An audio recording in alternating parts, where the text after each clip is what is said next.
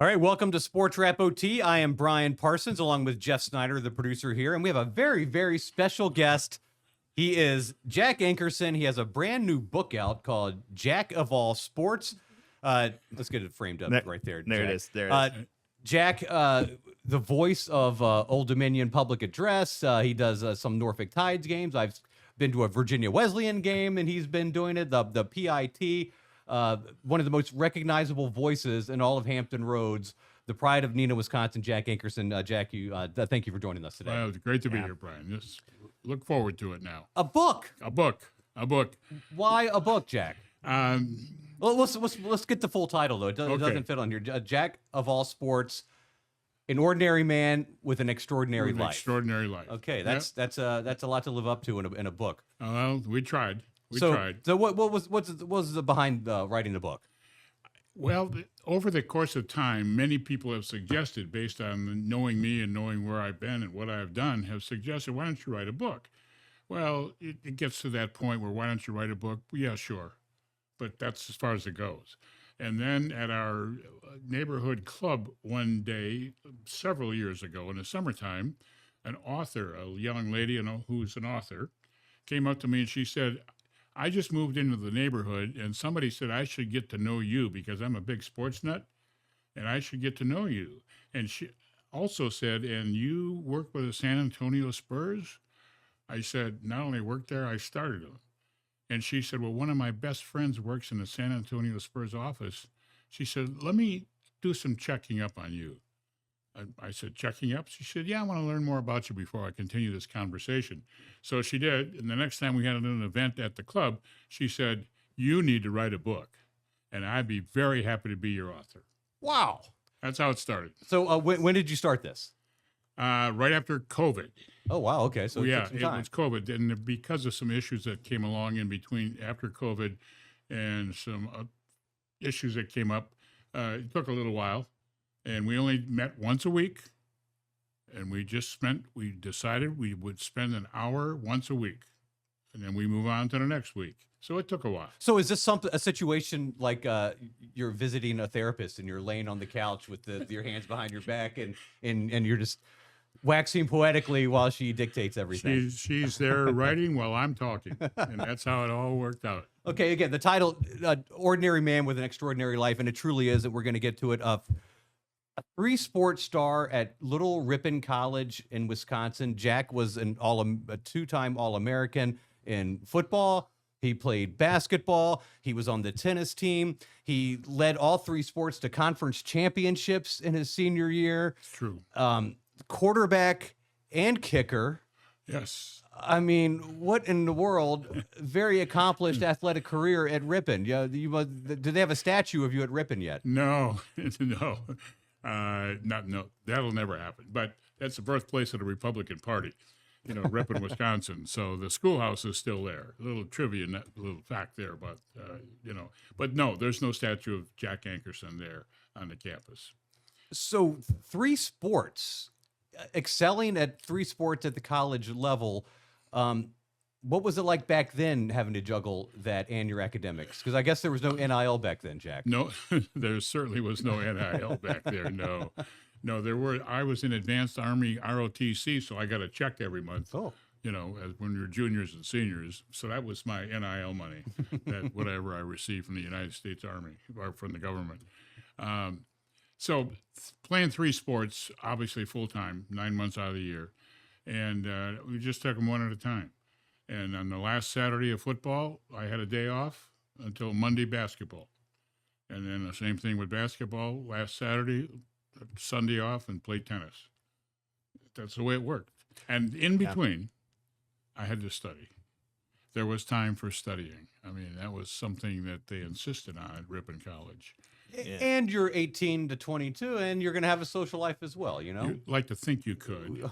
But we did the best we could under trying circumstances, those being whatever our coaches said, you can't do this or that or this. So we followed the rules.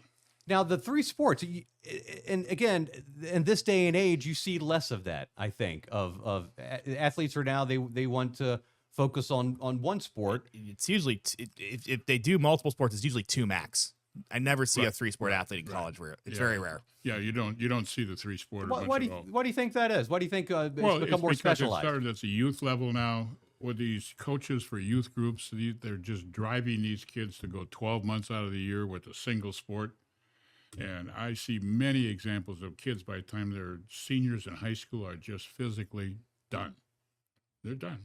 Mm-hmm. I mean, they've been at this thing for how many years? 12 months, almost 12 months out of the year. And I mean, I have grandchildren that's what they do. Travel baseball, travel basketball, travel lacrosse. That's what they do outside of their regular school activities. I think I kind of like it better when you can kind of like spread your wings a little bit and play the different sports and just be exposed to different things and different coaching and everything. No question about that. And Michael Kadire, local Michael Kadire, is of the same opinion. He said one sport is just you need to participate in more than one. You really do for the good of everybody. And I think that's absolutely true. I don't think there's any question about that. But it was fun while it lasted for me, except when upon graduation, speaking of academics, the dean of the college, who also was our tennis coach at Ripon College, Very common to have the dean and be the tennis coach as well.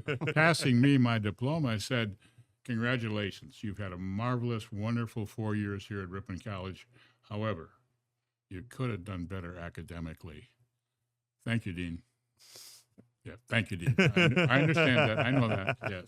Well, you parlayed your time at Ripon into being drafted by the Cardinals of the NFL in the 1964 draft. Correct. How does that go down? Your numbers must have been extraordinary. I'm assuming Ripon is Division II.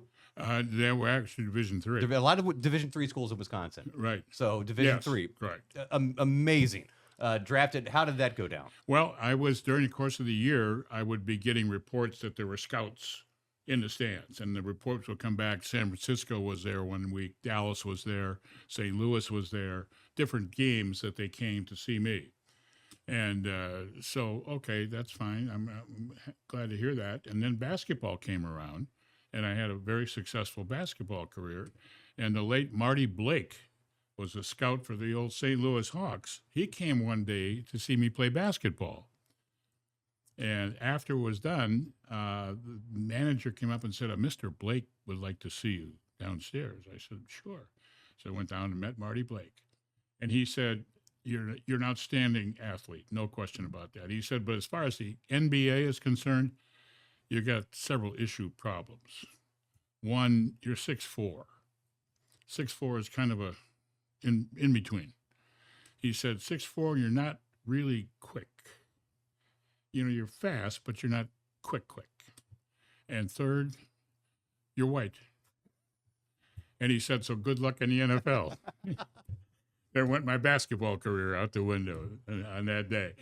But So Marty, obviously you reconnected with him at the PIT. I have. And Before that, because in the ABA, he Okay. ran the Pittsburgh Condors in the ABA. he was a mainstay for a soundbite at the PIT, and now I guess his son is kind of Now Ryan's there, right? taking the mantle there. That is very, Yeah, very cool. yeah. So anyway, that came and went. But then before the NFL draft, I got a couple of phone calls. Would you sign with this team if they drafted you? Would you sign? And the answer was yes, of course I would. And the first day came, and we were in a fraternity house. We were not expecting a telephone call on day one. We're very realistic about where I was and where I played and the whole thing. And that they didn't do this like they do now. The first round only, then the second and third rounds, they did a bunch of them. So the second day came, and all of a sudden somebody said, "Ankerson, you got a phone call." And I went to the phone in the fraternity house, one phone in the fraternity house. And there it was St. Louis calling, wanted to know they were going to draft me and would I sign with them. And you did. I did. So you go to a training camp, I assume? I did. Lake Forest College, that's where their camp was, outside of Chicago, north of Chicago. I sure did. And while I was down there, however, during the training camp, we played I played in 3 exhibition games, special teams, and I didn't get a whole lot of quarterbacking in. Did they want you as a kicker too? They asked me, they had me try some afterward, and Jim Bakken said, who was the kicker for the Cardinals, he said, who who taught you how to kick? Because Did you kick like Mark Mosley or Jan Stenerud? Mark Mosley. Okay. Just like Bakken. That's how Bakken kicked. And he said, man, Jack, you... and it was obvious that I wasn't going to supplant our kicker with the St. Louis Cardinals. So the kicking kind of went away. So how did the time there go? Well, the training camps were fun, and I got to be good friends. Sonny Randall, Charlie Johnson, and a lot of those guys. I got to be good Pat friends. Fisher with those was guys. on that team. I Pat believe? Fisher was there. Right. Yeah. No question about that. And they're all good guys, all really, really good guys. And one day, they sent the mail out, and the mail came, and there was a manila envelope for me.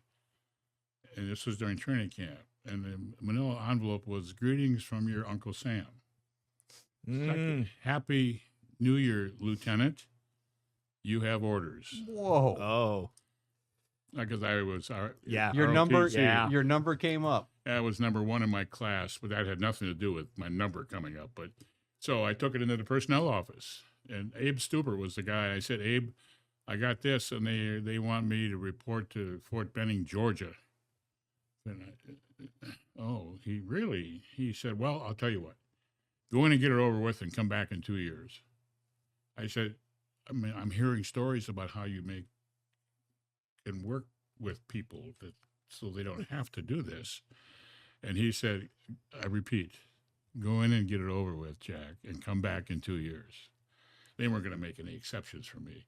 And they said, but we look forward to seeing you in 2 years. Okay. So I went home and off to the 2 years in the Army. And then I got to the Army at Fort Benning, Georgia. My orders were I would go to 9 weeks of infantry officers basic learning school class, and then 3 weeks of jump school, then off to Korea. Wow. So that was my orders. First day came checking in at Fort Benning, Georgia. And we were all done with the first day for the orientation. And as I was walking out, a Major Peterson stopped me. Said, Lieutenant, could I see you a second? Sure, yes, sir. He said, I understand you have orders to go to jump school in Korea. I said, I do.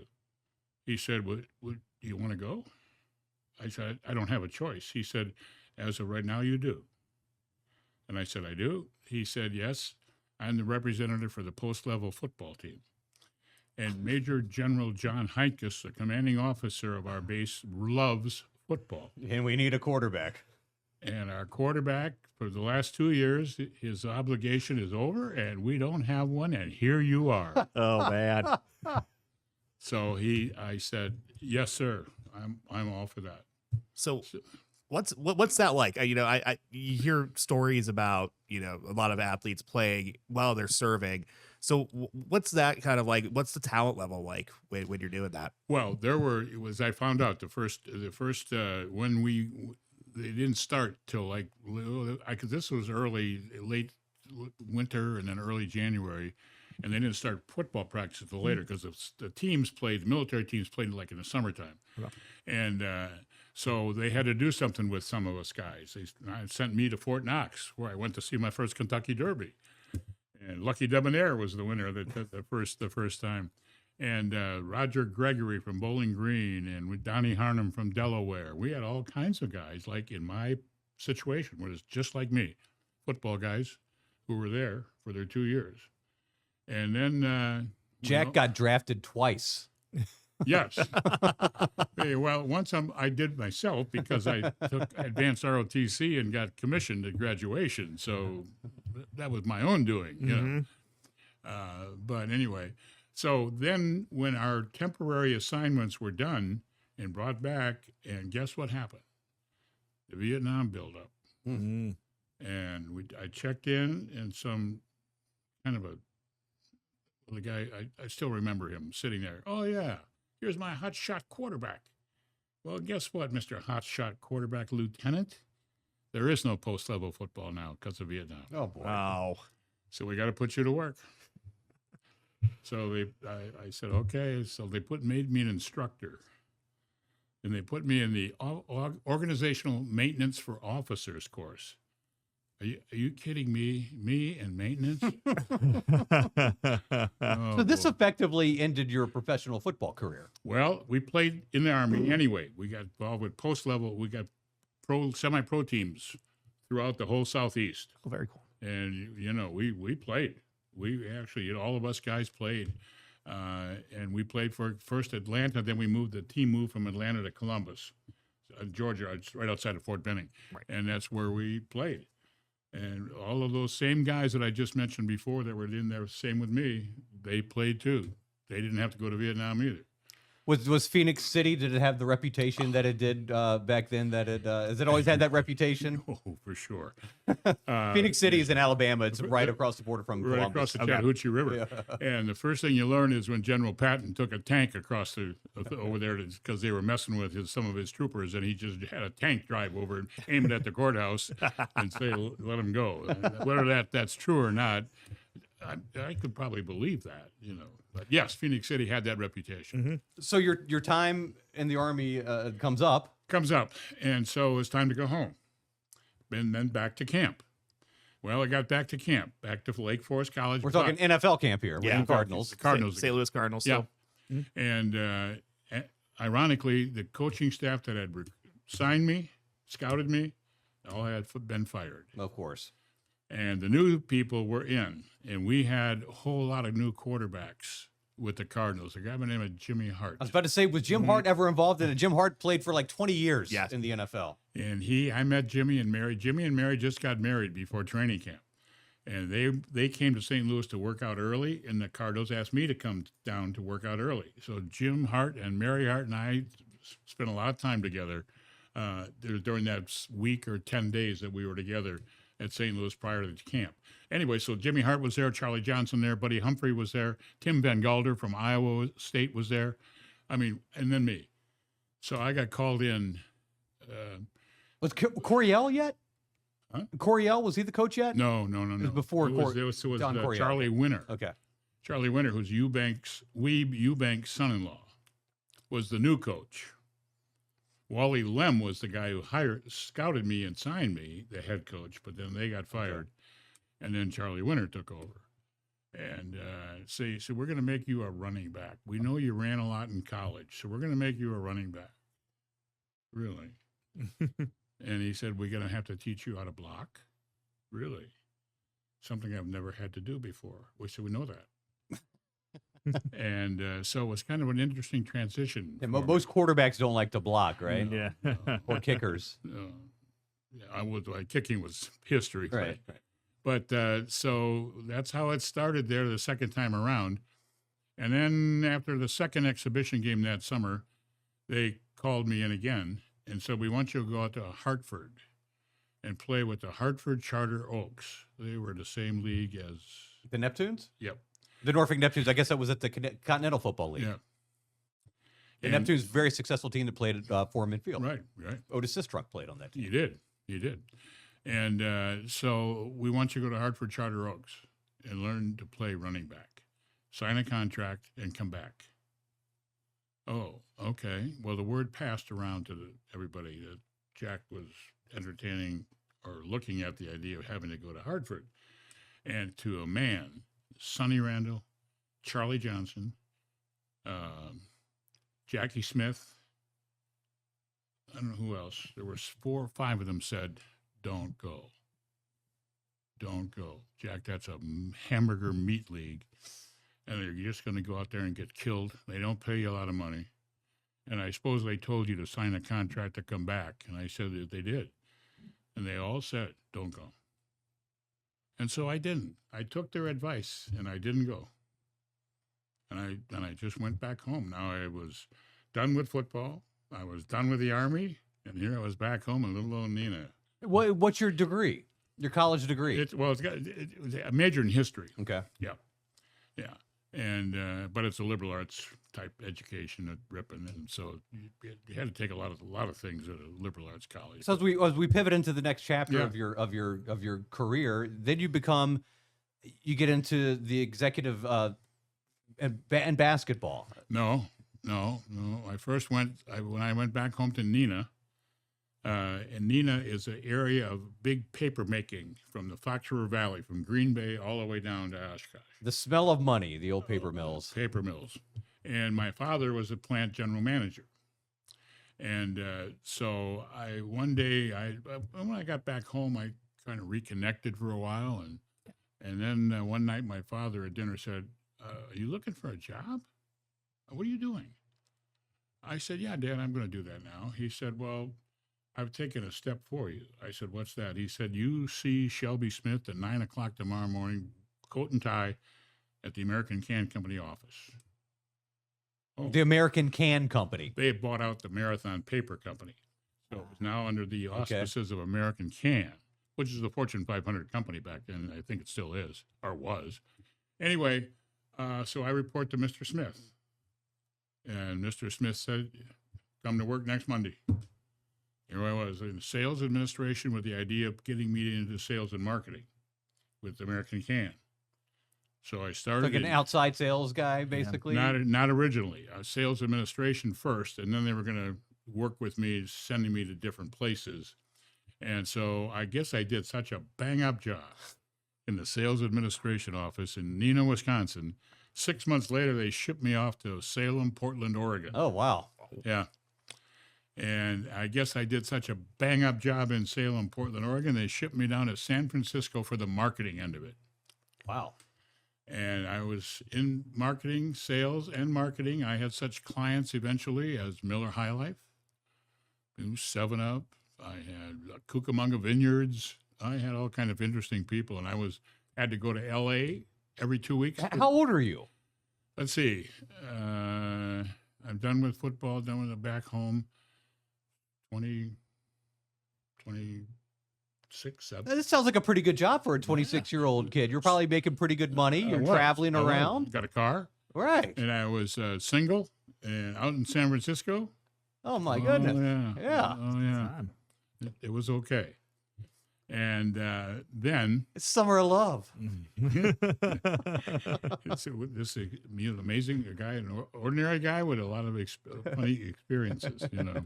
And long story short, one day I was told I had to go to Pittsburgh for a regional meeting about certain kinds of motor oil cans that we were selling, and we were going to be doing these new things, and I was going to be the representative on the West Coast. So I had to go to this regional meeting in Pittsburgh. Okay, so fine.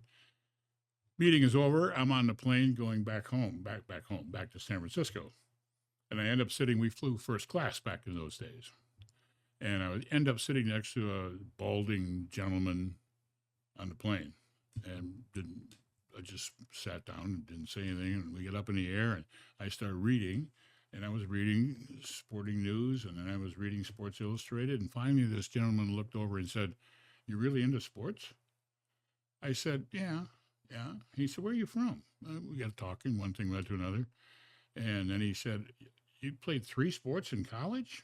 Yeah, I did. And what are you doing? I said, "I'm selling cans." And, he said, "Really?" I said, "Yes, sir." He said, "Have you read the Sports Illustrated article yet? There's an article in there I think you would find very interesting," he said to me. I said, "Oh, no, I haven't, but I'm about to." And so in it was a story of the ABA with the Indiana Pacers. And it showed pictures of the players and the wonderful job they were doing in Indiana for being in the ABA. And the general manager was some whiz kid who used to be the assistant GM at Baltimore, was now the head man at the Indiana Pacers. No pictures or anything, just picture of Mel Daniels and some of the Indiana Pacer players. Put it all down. He said, "What do you think?" I said, "Hey, I think the ABA is a good thing." I said, "Gives some of these guys a chance to play basketball, play pro basketball, another opportunity." And I said, "And this Indiana Pacer franchise sounds like it's doing, and this guy Storen must be some kind of a whiz kid." He said, "Allow me to introduce myself. Mike Storen. Oh, wow. I'm the general manager of the Pacers." Offered me a job before we landed. Wow. And this has got to be 71, something around there, the early 70s. I said, "Well, I just was getting promoted in San Francisco, And I said, I really appreciated the offer, but I'm living a pretty good life right now in San Francisco, so I'm not quite ready to make that move yet. He said, here's my number. You let me know when you're ready to make the move. I said, okay. Well, one day What kind of impression did you Yeah, make on yeah, this guy man. for him he to just offer loved you a the job? sports On thing, the, and he got a little bit of my history, and he just said, what are you doing selling can? What are you doing? And so, again, this story's getting too long, but I got called in by Mr. J. Fenton Dowling, the regional manager of American Can on the West Coast. He said, your name has been brought up by the head guy in Greenwich, Connecticut, wants you, Jack Ankerson, to move from here to Baltimore. I said, why would I do that? Why would I leave San Francisco to go to Baltimore? And he said, well, it's a promotion, and that one of the big wheels at our company is suggesting and asked for you to go. We have a big customer that we're going to lose because the purchasing agent for this customer is a huge sports nut. And the guy we have calling on those people up there is anything but. And so your reputation has preceded you. And they would like you to go handle this account in Baltimore.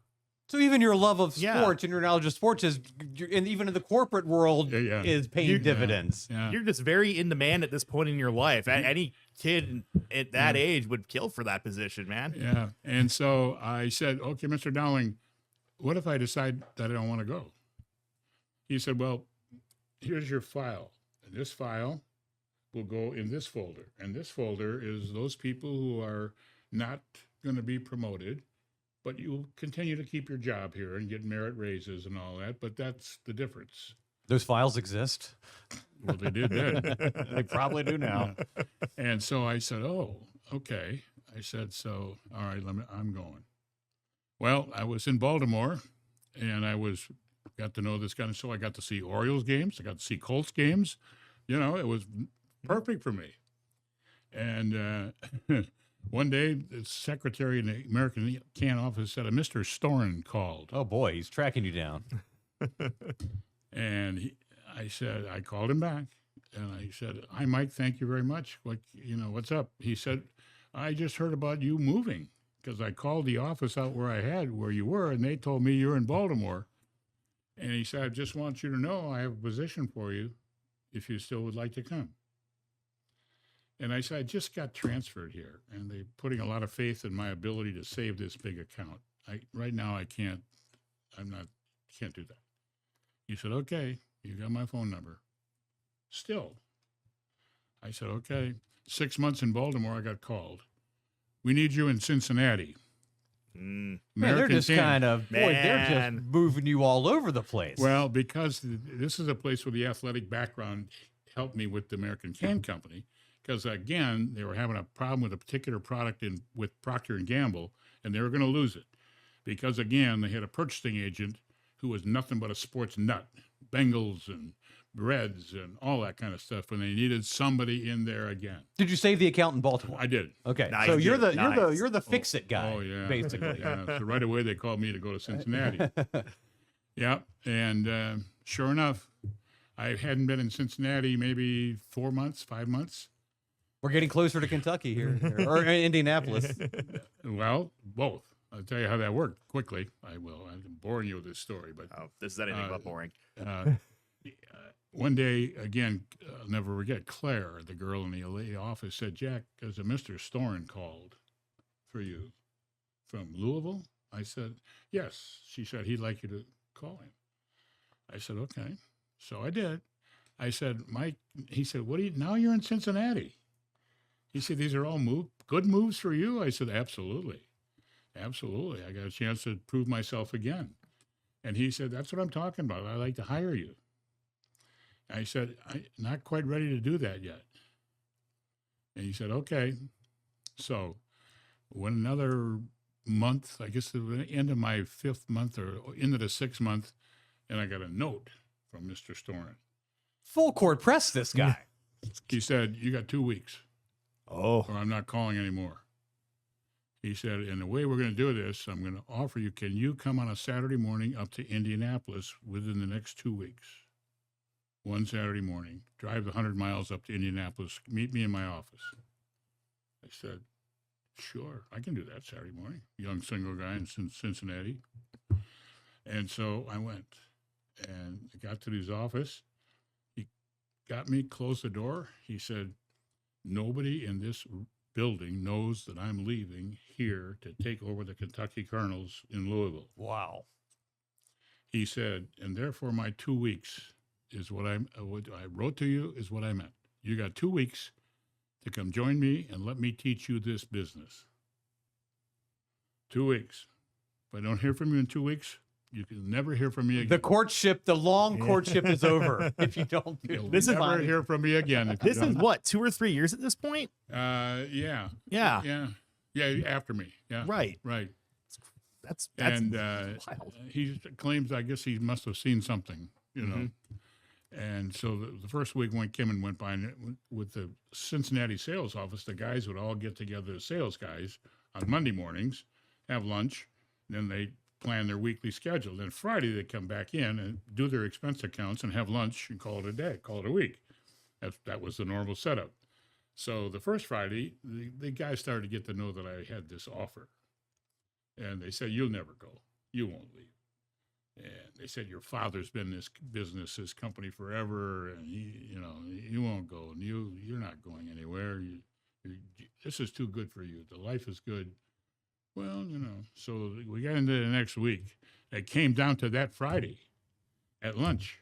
I still hadn't decided. And so finally, I don't know what it was that just do it. Went and picked up the phone and called Mike and said, I'm ready to come. And he said, I'm sure the can people must have been very upset. When I went and told the office manager, he said, you going to call Greenwich, Connecticut, or am I going to call Greenwich, Connecticut? Because somebody's not going to be happy to hear that you're leaving. I said, well, I suppose I don't think my father is going to be happy to hear that I'm leaving. And he said, okay. So I got a hold of Mike. And he said, okay, here's the deal. We're not going to negotiate. I'll give you more money you're making now, and I'll give you a car, and then we'll talk about everything else when you get here. And I want you here. He gave me a date in the end of 3 weeks or something like that. And we will start. So what does he want you to do? Are we talking Well, the he books? said, Are we "He's gonna talking scouting? Teach me the business, Right. he said. And so I didn't know till I got there, till I reported in for duty. What a leap of faith this is. Yeah. So he said, the first thing I want you to do is you got to learn the business of we got to sell things. So I want you involved in selling and promotions the first year. Well, And the ABA at this point is still maybe trying to find its way. It's gaining momentum across the nation. Yeah, it is. It's competing with the NBA, which some would say maybe had a less thrilling style than the ABA. The ABA was kind of innovators with the 3-point shot and things like that. The red, white, and blue ball. Was it the 2 for one? What was the free throw situation? The 2 to make 3 to make 2. 3 to make 2. 3 to make 2. Yeah. Yeah, that was a weird one. All kinds of different things. But yeah. And so that's how he said you need to start learning it, and then you'll go from there. I said, I hear you. I hear you. This is almost a paid internship, It Jack. basically Yeah. it was. Yeah, basically that's how it started. So he saw something in you at a 2 or very 3 years ago. Yeah. young age. On an airplane. And On an wow, airplane. wow. That's how it all started. Fate, That's how it all started. life, man, the universe. Yeah, man. Just the way it works. That's crazy, but that's exactly how it worked. So now you're entrenched, you're learning the business, I the learned Kentucky the business Colonels. first year, and I got to be very good friends with the great Alex Groza. And, I met Adolph Rupp and so all these people involved in Kentucky-type basketball situations. And the Colonels were good, I believe. The Colonels were damn good. Yeah, yeah. Pardon me. You're fine. Oh, you're fine. Okay. Dan Issel, we signed that year, and then Mike said, we're getting Gilmore next year. Artis Gilmore. Yeah. Oh, wow. So we had Issel and Gilmore. Back-to-back years, my first 2 years there. We had Issel, and then we had a Gilmore. Wow. Yeah. It was very interesting. And so he lived up to his promise of teaching me the business. The second year, he moved me into the business operations end of it. You're getting the full Yeah, you're He just promised me he would. education of this He industry. told me he would. In my third year, I was assistant to the president. Man. Yeah. Talk about the fast track. Yeah. Well, I'm a quick learner. quick study. I'm a quick study. And it was during that time, I met my wife, which is another interesting story. But two Wisconsin kids meeting in Louisville. Also, you didn't meet her when you lived in Wisconsin. No. She just happened to be, that was the common bond that you had when you initially met. Wisconsin. The Wisconsin that's connection. Exactly right. And that helped me. That's the icebreaker. Yeah, it really was. Once I got to meet her, the reason is, as I found out, she was a flight attendant, a senior flight attendant with Eastern Airlines. Oh, man. Eastern Airlines. And our offices were in the Executive Inn, which is a big hotel. And Mike Soren had moved our offices into this hotel. He wanted to be there close to Freedom Hall. And so every day we would go down to lunch in the Executive Inn unless we had a business lunch. So we're in there one day during the NCAA tournament. Is that time in March. And 4 or 5 of us from the office sat down, and all of a sudden into the restaurant came 2 flight attendants and 2 pilots, our pilot and co-pilot from an Eastern Airline flight. They sat down sort of next to us. Our food came, so we were done talking. We were eating. They had just sat down, so they were talking. And all of a sudden I heard, well, I didn't think Marquette with Al McGuire. And what? And I looked over there, and I did. I said, who over there knows anything about Al McGuire and Marquette? And this young, attractive lady said, I do. I'm from Wisconsin. Oh, I said, well, I was just curious because I'm from Wisconsin too. And She loves sports. Oh my goodness. It's a man. match made in heaven. well, so at the Executive Inn Hotel, because the airline stayed there, the airline people were off limits. The hotel people could not give any room numbers or anything or names or Okay. anything. It's like the NFL players and the cheerleaders, yeah. even though those rules are probably broken all the Check in time. under an alias, something like that. Yeah. And it's just the way that's the rules. And so I said, how am I going to Circumvent these rules. Well, the guy that was working the desk that day was the son of the owner, and I got to know Tommy pretty well, and so we all left for lunch and the whole thing, and they all left, and I went up to see Tommy. I said, Tommy, the Eastern crew was there, and then one of those girls is from Wisconsin. And I would just like to be able to chat with her, maybe have a drink with her. He said, Jack, you know my father's rules. What do they say? No fishing off the company pier. That's what they say. And I said, and then he said, it's not only my father's rules, but it's the airline's rules. I said, okay, so Tommy, how am I going to do this? Help me. I really like to meet that lady. He said, okay, here's what I'll do. Go by the house phone on a wall, and I will call. Then you're on your own. I will call the number. Then you go from there. Perfect. She said, go by the phone. So then all of a sudden he waves his hand, said, young lady answers the phone. I said, hi, I was at lunch today, and I'm from Wisconsin, and I wanted to chat with the young lady from Wisconsin. Are you the person? She said, Ellie, telephone. So I got the other one on the phone. It was Ellie from Wisconsin. And it took me everything I could possibly come out of with trying to sell the fact I'd like to have a drink with you, and that's all. Just get to talk to you about Wisconsin and Al McGuire and Marquette. And We talk about selling cans. yeah, right. Oh, no, she said, the rules. I said, I know the rules. I just want to have a drink. Couple of Wisconsin Badgers just get together for a drink. We have a common bond here. We decide. I don't miss know what- home so much. I don't know what finally caused her to give in. She said, one drink. I said, that's it. She said, all right, when do you want to meet? And I said, meet me in the bar around 5 o'clock. She said, I'll be there. So she came, and we had one drink, and we were just really talking about home and the sports stuff and everything. And it was going along so well. And I said, we can do one more, can't we? She said, we can. One more. And that's it. So we had that drink, and I said, how am I going to Are you coming back through Louisville frequently? She said, I'm a senior flight attendant. I control my own pattern, my own schedule. Where was she based out of, though? Was she living in Atlanta. Wisconsin? Oh, Atlanta. Okay. Atlanta, okay. And I said, oh. She said, so you give me your phone number? And because I wouldn't mind. I said, next time let's do dinner. And she said, I would look forward to that. And that's how it all started. And then 6 months later, we got married, and we've been married for almost 54 years. Man. How many kids? For us, two girls. 2 kids, and how many grandkids? 6. 6 grandkids. Wow, what an unbelievable story Yeah, that is. yeah.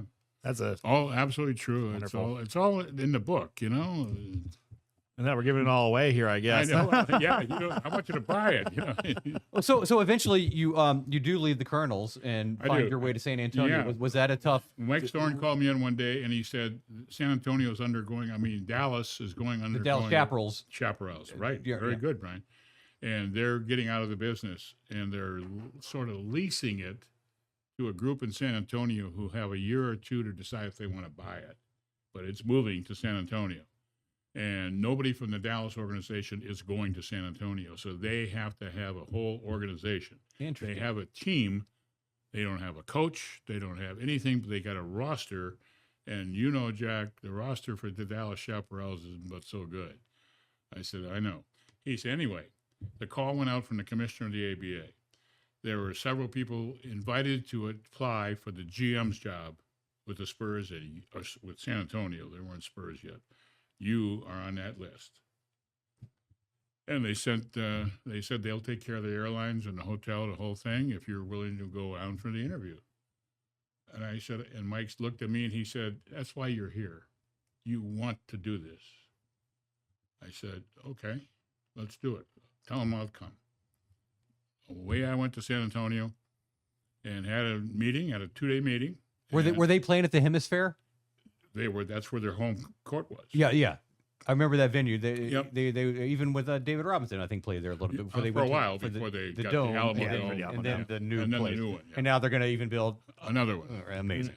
Yeah. But anyway, I digress. Well before my time. Well, But anyway, so I went down. We had a nice conversation, a good conversation with these couple of owners. They had a group of people, and then they had like an executive committee that was really in charge of the group, and they were very interesting. And we met the next morning again for another half day. Then I flew home, and a day later, Storin said to me, "You must have made an impression. They want you back down for another interview." Oh, he said, and they're going to send you a ticket and the whole 9 yards. And I went back the second time, and they offered me the job. Now, what is the market of San Antonio like in 1973, 1974? It was void of sports. The only thing big down there, like it was in all of Texas, was high school football. Okay. And I found out that the basketball coaches, or the offensive line coach, was a head basketball coach for these high schools, and all football. Everything was football related. Everything. 20,000 people plus on Friday night football down there. They're crazy down there. But so the market was there for the taking, and there was no competition basically other than high schools.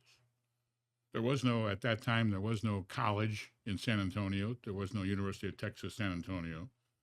There was a Trinity, a small Division III school there, but other than that, there was nothing there.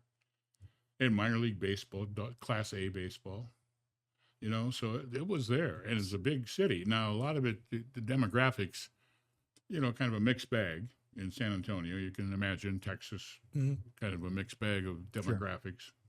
Sure. And, but that's what it was. That's what we went into right there. And you were in 1974 the executive of the year in the ABA. After that first year, by the Sporting News. Was that because of you had to? So you're the GM. Are you constructing the roster? I'm the only. The roster we got inherited. Okay, right. Okay. Remember from down. But new additions. Yeah, like trades, drafts. Though. Oh, it was before the draft. Okay. And we had no coach or anything. So actually, my wife was 8 months pregnant. And we had a house to sell in Louisville, and here I take a new job in San Antonio, Texas. Mr. Popularity. Right? My wife said, "You're doing what? We're going where?" Yeah. And so she had to sell the house, and the baby was born in San Antonio. But it was quite interesting. So on the way to and from, back and forth on weekends, I'd fly home, and I'd be doing some work in the plane. I was the only employee. I hired a couple of secretaries to get. You got to have people answering phones and things. Then I hired a PR guy. Then I hired a business manager, and so I had to go one-on-one to get these people. And then when I got all those people, so the foundation was set with the office. I needed to get a coach. But on one of my trips, we had started talking about colors and logo with an agency and some selected owners that were involved with it too. And so I made a list of all the 4 professional major leagues, baseball, football, hockey, and basketball, and made a list of all the teams and colors. One team of all those 4 leagues, The black and Raiders. silver, The Oakland Raiders. the Raiders. And it just seemed to be a natural fit. When I got back and told them, I said, I think black and silver should be our colors. And You came up with that. That was you. Yeah. Wow. Yeah. And that was the rocket science, how I figured it out. I put all the teams down from all the 4 leagues and picked out the one that, made the most sense. And then they made it easy for logo. We put out a contest for logo. Well, the black and white were our colors. Black and silver were our colors. So we had all kinds of animal nicknames that people sent in, but the Spurs hit home. And I said, my God, can you imagine our logo? SP with a U and a spur. It's like R- fantastic. This is you. It's a great logo. Yeah. It's beautiful. Yeah. It's iconic. So, and Yeah. I know many years down the road. So, what are you thinking when they become with Popovich and they become a dynasty that wins 5 NBA championships Yeah. and kind of a small, medium NBA market? I mean, they're one of the great success stories in NBA history. No question. No question. It's great. It's great. The fact that we laid the foundation for that whole thing back in 1973, with a lot of sense of pride involved in all that, how that all started. Did you have any before we move on to you Yeah. coming home here? Were you involved in the George Gervin trade on either end? No. That was our owners. Okay, Al, Angelo- Earl Foreman. Well, Earl Foreman with the Squires, and then the people with the Spurs, the money man with the Spurs. Okay. A guy by the name of Red McCombs, who owned he owned the Minnesota Vikings at one time, then he owned the Denver excuse me,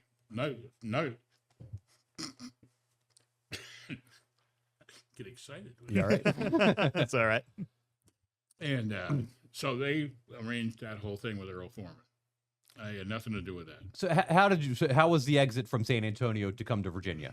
To the Virginia Squires. We got a lot of success down in San Antonio that first year. Things started really building. Our team became very competitive. James Silas was our main player that we inherited from Dallas.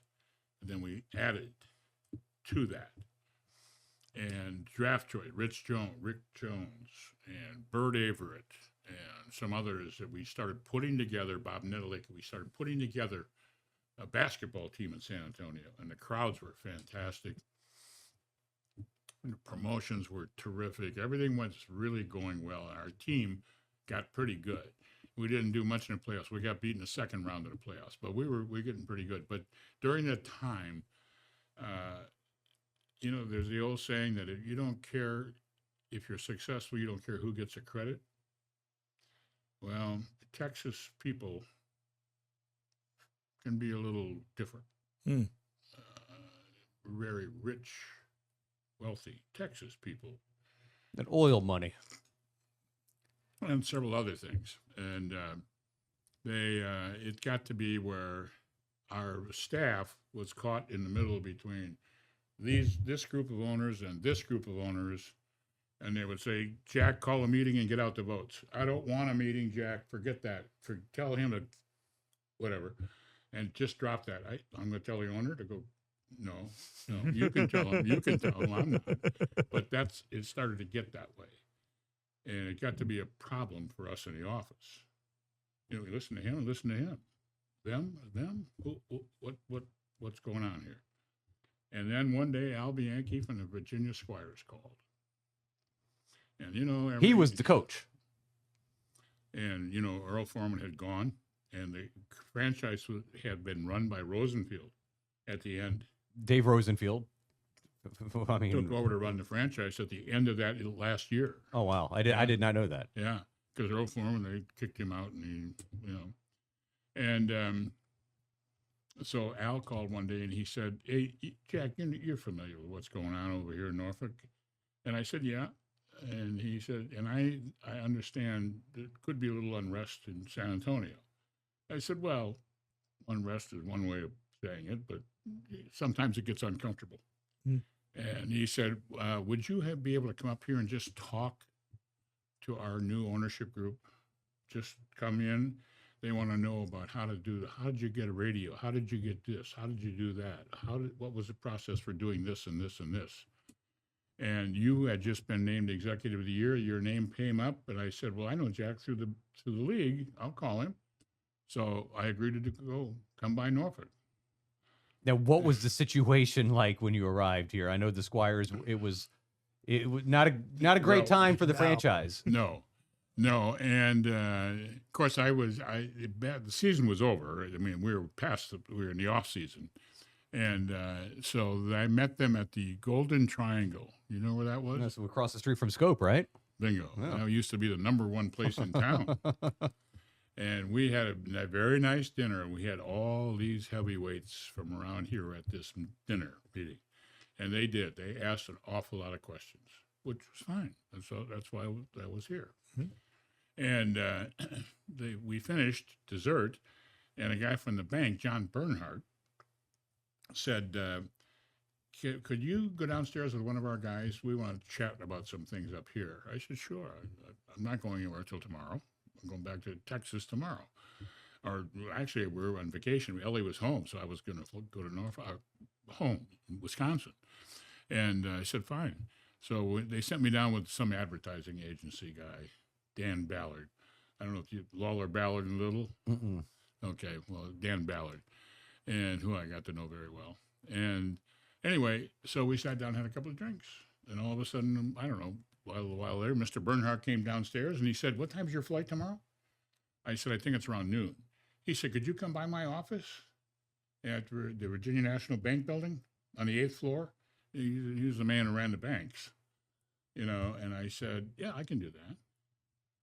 Little did I know, when I went to bed that night and I got up the next morning to go talk to Mr. Bernhardt, we went through a whole lot of stuff that he'd heard the night before. And then he said, "What do you think is about the kind of money you would need to run a front office? How much would it take?" And I said, "Well, you pay this," and I started doing some calculating. I gave him a number. And he said, "If I were to say to you, you have that much money, and you can decide how you want to pay anybody. You want to take it all and do it all? It's up to you." I said, "But I don't think you can do that." I said, "No." You see, he said, "What I'm doing is offering you the job of the Virginia Squires as the general manager."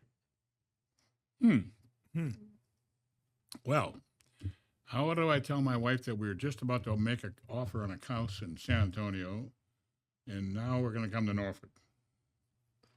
I said, "I need to have a little time to think about it." And he said, "Fine." He said, "But we want you to know we'd like to have you come and run our operation." Okay.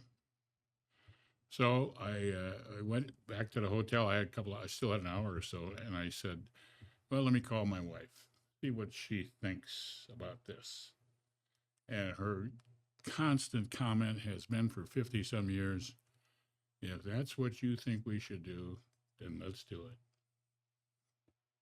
That's all I needed. And that was the last big decision, really, as far as relocating wise, because Yeah. you made this your home. Why did the Squires fold? I can tell you easily. I can answer that because when I agreed to come here to the Virginia Squires, there was one question that I did not answer. I did not ask. And had I got the answer as what I found out the answer was, I would never have been in Norfolk, Virginia. And it's my own fault. But on the other hand, things turned out pretty well for me here. But at that time, it was my own fault because I didn't ask the question. The question was this. When I took the job and came here, I said to Ada Mae Lynch, who was the bookkeeper that was here, and I kept her.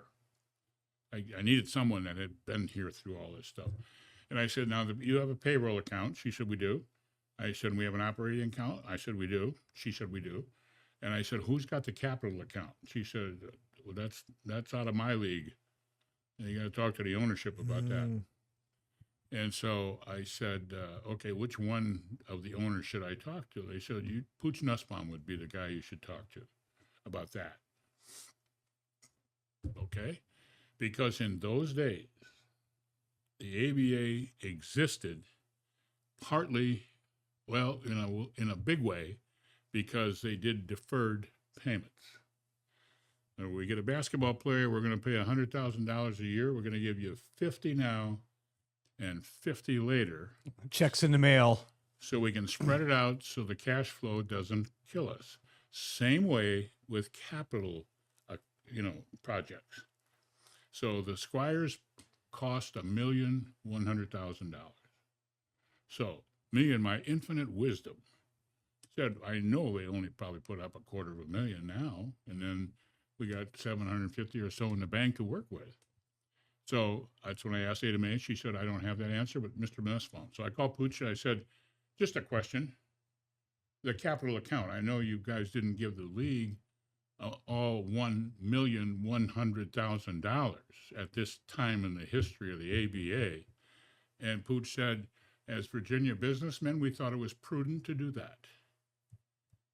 And I said, Pooch, let me tell you how prudent it was. We're broke. We won't make the December 15th payroll. He said, what are you talking about? That seems to be a problem. Yeah, that's an issue. And that was my life with the Squires for 2 years, making payroll. Wow. Yeah, well, I've heard the stories of the players. Maybe their heads weren't even in the game because they're worried about. Yeah. So you've had some decisions to make. Another thing, not only running the team, you're also the head coach for 2 games. What happened? What happened here? You had to. You took over for Bill Musselman. I hired and fired. Okay. And I and you were the gap coach in between. And before we hired Zelmo. And that was the best move we could have made. Zelmo Beatty was really good for us at the end, and we were pretty good. Rod Thorne told us, well, I don't want to play you guys at the end because we got everybody healthy. That was the other thing that happened to us. We got this big trade. Jack 1-1, by the way, as a head coach. That's right. Best percentage of any Squires coach. So we got through financially the first year with big loan from the bank and whatever you have to do.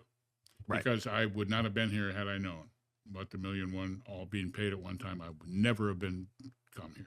Anyway, that's history now. So the draft the second year, Al Bianchi said, Jack, we can get David Thompson.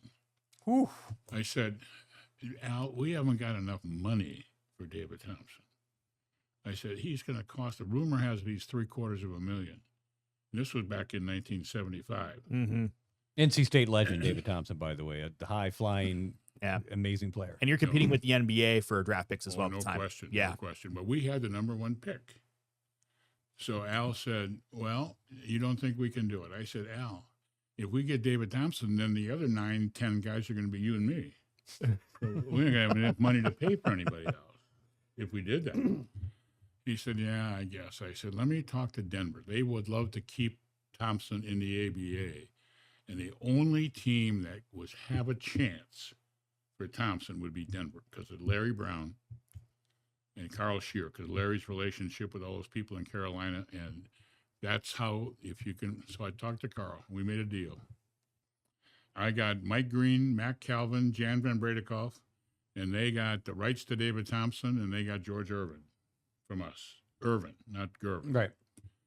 And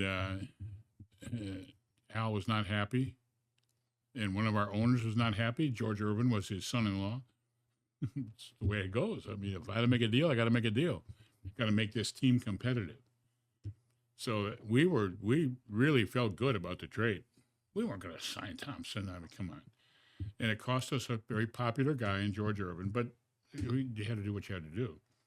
And first exhibition game, Matt Calvin goes down for three-quarters of the year. First exhibition game. Second exhibition game, Willie Wise goes down. The next exhibition game, Mike Green's going to be We're not out even for in the regular season, and they're dropping like flies. dropping like flies. Preseason games.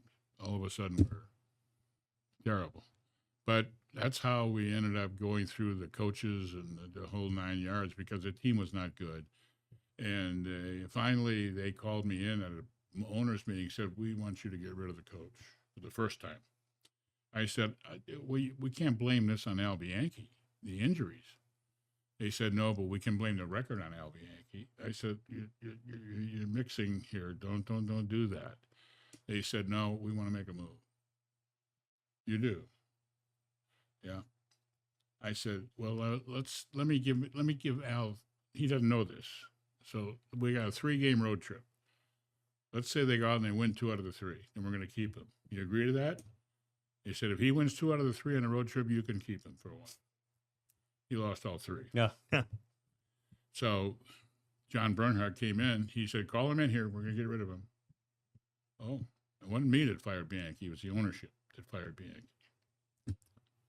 I didn't want to fire Al. So at this point, the NBA and the ABA are getting together, and there's going to be the NBA It's going to be a merger. going to absorb some teams. It's going to be Indiana and New Jersey and New York, Denver New Jersey, and Denver San and San Antonio. Antonio. Okay. All right. Bottom line, why wasn't Norfolk included? Why weren't the Virginia Squires included? Yeah. Because you have told me before that your intent was to have all the games played at Scope Yeah. and I would have eliminated Hampton. do away the Hampton Richmond thing. Right, yeah. We couldn't draw anybody over there. We did get rid of Richmond the second year, and then we had another year, there'd have been no Hampton. We were drawing 5,000 people with the team we had at Scope, Wow. and we couldn't get 1,000 at Hampton. Man. And we didn't have the money. The money was just we couldn't do it. We just couldn't do it. And so when Dave DeBuscher, he would call on a regular basis. He said, Jack, it's not looking good for. I said, Dave, I know that. And we had trouble with the ownership paying payments that the league was owed money to. And, so that we were not exactly sitting in a position. Our building was small. They didn't like Scope. If only they'd done what the Spirit of St. Louis owners did, which in perpetuity to take the percentage of the television revenue. A key to that, they were not offered that. Oh, they negotiated that. No. They St. Louis, Kentucky were offered, and Virginia was not offered because owing money to the league. Oh my goodness gracious! Life-altering decision.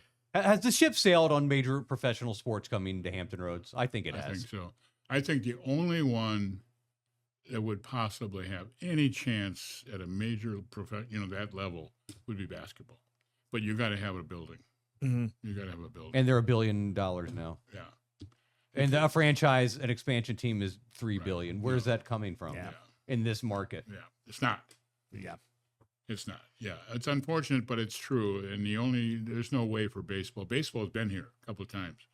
They didn't like the looks of this place. Yeah, they were on the list when the Expos moved, right? Yep. Yeah.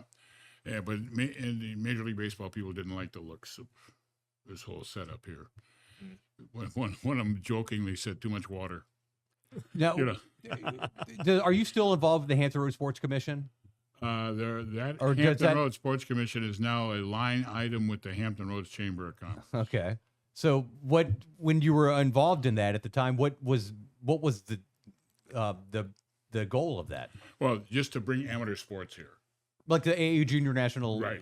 which we a couple did. times. Oh my God, we amazing event. 98, 2001, 2006, 2010. Yeah, oh yeah. That was a big time. Hell of what an economic impact. Wow, yeah, all over the country, everybody coming in for that. That was a big time event. I remember no that question well. about that. We used to have at Norfolk State, we'd have 200 heats of an age group for the 100-meter dash. 200 heats. Set them down, line them up, shoot the gun, go. Line them up, set them down, shoot the gun, go. It's incredible the number of kids that were here. So when did you get involved in the public address situate deal? Through my good friend Dave Rosenfield. We could do a whole Yes, we could. no, Dave Rosenfield. Yes, we could. Wow. We because these things just keep coming back to me. You know, making a long story short. So it was the Tides. Was it Yeah. Met Park or Harbor Park? It was at Met Park. Met Park, okay.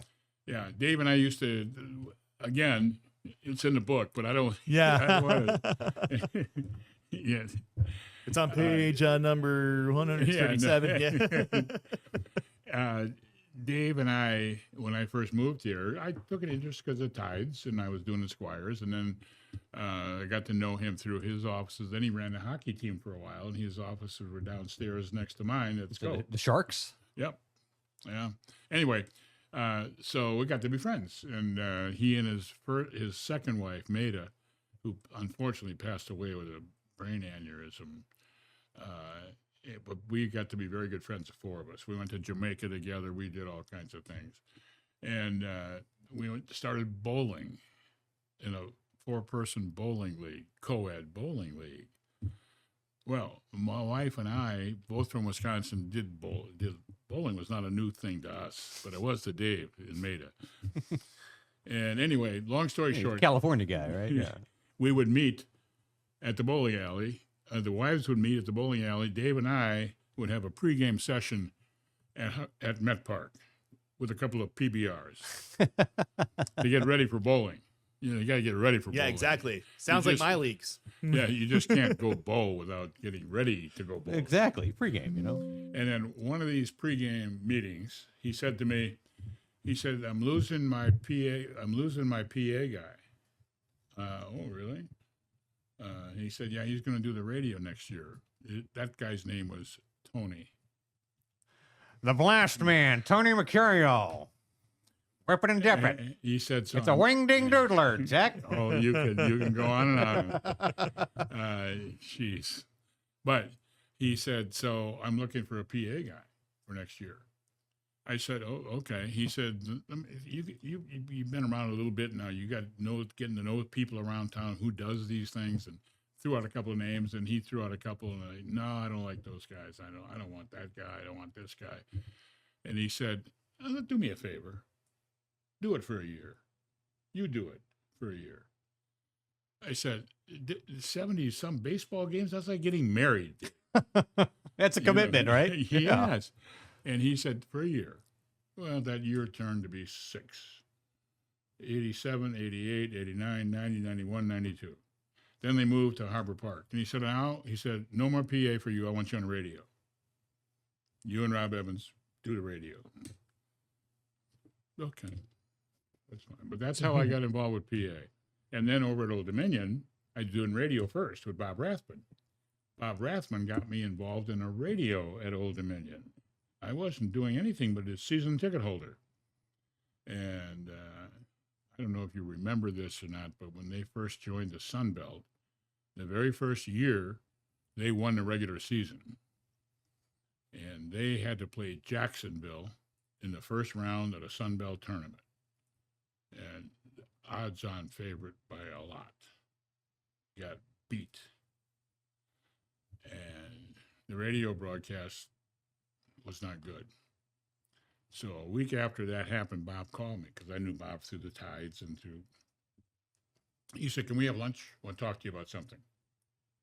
Sure. So he said, meet me at Denny's down on South Military Highway. Yeah, okay, fine. He said, did you listen to the game the other day, last week? I said, I did. And he said, you know what I'm talking about, don't you? I said, yes. I said, but without mentioning any names. He said, yeah. He said, so that's why I'd like to see if you'd be interested. I said, what makes you think I can do that? He said, what makes me think you can do radio broadcasts on basketball? Let me think. You're a small college All-American. Huh? Small college All-American. You ran basketball teams. And You sold cans. and you coached. What makes you think? And he said, the fourth thing, you got a great voice. I said, nobody's ever said that. nobody's ever told you that you have a great voice? I said, never. Nobody, ever. He said, well, you do. Iconic in Hampton Roads. Mm-hmm. And so he said, so therefore, that's the reasons why I want you to come and sit with me doing basketball. I said, what about the other guy? He said, we're going to keep him, but he's going to have to raise his hand when he wants to talk. Okay. So that's how that all started with the radio. Then we lost the contract at WTAR. I guess to 1310, I would imagine, right? Yeah, Castleberry was the program director then over there. And we were having, WTAR was having issues with the Admirals and Old Dominion. Mm-hmm. The Admirals, Blake Cullen, would pay cash and buy the time. Old Dominion, they wanted them, WTAR, to sell it. The big difference between owning the time and, well, you know. Yeah. And so one day Jim Jarrett came over to see us at TAR with a checkbook. He said, what will it take for us to stay on TAR and forget those Admirals? And TAR, a much better signal than 1310. 790 was a powerful AM station. Yeah. Excuse me. First thing Bob Sinclair did when he bought it, moved 850 and 790, swapped them. Yeah, I don't know. I was not a fan of that decision. Right. But so that's what happened. We lost the contract to ESPN because our guy said no. Blake Cullen's been paying us regularly. He buys the time. And, you know, Old Dominion didn't want to be tape delayed, didn't want to have the women's tape delayed, didn't want to have... And the Admirals, they were the new hot thing. They were going strong. They were going strong. It was a new thing. It was $5 to go to a game. I mean, when I was a kid, Friday nights were the experience. It was like, do you want to go to a movie or do you want to go see this hockey game for the same price? Were they AHL at the time or ECHL? ECHL. Okay. When Blake had owned them. But then so was they had teams in Nashville and Columbus, though, and Raleigh, teams that have NHL teams now. But anyway. Yeah, so all of a sudden, after this all happened, the general manager called me in at the radio station. He said, Dr. Jarrett wants to come and talk to me about the situation. I said, well, I thought we lost it. He said, well, we have, but I don't know what he wants to talk about, but I'll let you know what he wants. Okay. So after he had his luncheon meeting with Jarrett, he called me in. He said, guess what he wanted from me? The okay to talk to you about doing the broadcast on ESPN radio. And I told him, this is our general manager, said if Jack Ankerson can support him and his wife and 2 kids on what he would get paid for doing basketball on your radio station, at the other station, God bless him. I don't think he can do that. And of course I could not. There's no way. And that's how we lost it. Wow. Yeah. So what's your So then I went into the PA. Then Debbie White said they were playing at the field house, and they were having like a PA announcer of the game. One day Joe Rubin was doing it. One day somebody else was doing it. Billy Graham was doing it one time. Debbie finally said to me, would you like to get involved in this mix? I said, sure. I'd like to do the PA. I'm going to be here because I'm a season ticket holder. I'm going to be here. Front row seat. And after going through my audition, so to speak, she said, how about doing this full time for all the games? Do you have a favorite era of ODU basketball since you've been doing this? Or even in general? Oh, boy, that's a tough one because I've been doing it for so long. I think for me, for the women, the era that I remember most would be the Tisha, Clarice that was Montana, before I Marion got involved Andrade. doing the PA. Though. Okay, okay. Because it was in, actually, I got involved doing the women's PA in 2002 when Chartway opened, when the TED opened. Okay, yep. I was at an AAU convention. I was executive director of the Hampton Roads Sports Commission then. And we were in Hawaii, in Malibu. And my phone rang one morning. And it was Debbie White. She said, hi, Jack, how are you? It's Debbie. I said, how are you, Debbie? She said, what are you doing? I said, I got my feet in the sand in Malibu. She said, oh, please, I'll call you later. I said, no, I'm standing here just getting ready for my next meeting. And she said, well, Wendy and I were talking, and we think it would be really nice if we had one voice doing the PA for both men and women at the new TED. And of course, we want to ask you if you would do it. And that's how I got involved with the women. And I've been doing the women ever since 2002. And football since the inception in Since the day. 2009. Yeah.